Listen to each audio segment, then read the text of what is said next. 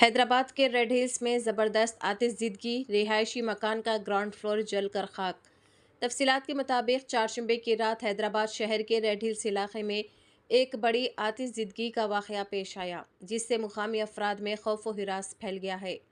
इत्तलात के मुताबिक मोहम्मदी मस्जिद के सामने वाक़े एक रिहायशी मकान में अचानक आग भड़क उठी, जिसने देखते ही देखते घर के ग्राउंड फ्लोर को अपनी लपेट में ले लिया।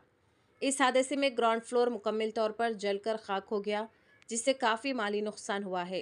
ताहम खुशकिस्मती से किसी जानी नुकसान की इत्तला नहीं मिली, जिसकी तस्दीक हुक्काम ने भी की है। वाक़े की इत्तला मिलते ही फायर ब्रिगेड के अमले ने मौके पर पहुंचकर आग पर काबू पा लिया। पुलिस वाक़े की वजूहात जानने के लिए तहक़ीक़ात कर रही है।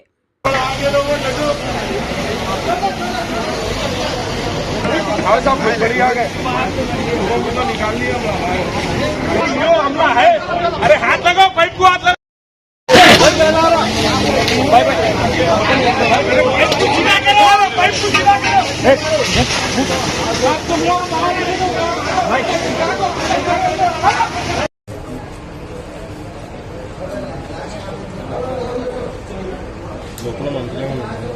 మనుషులు ఎవరు లేకుండా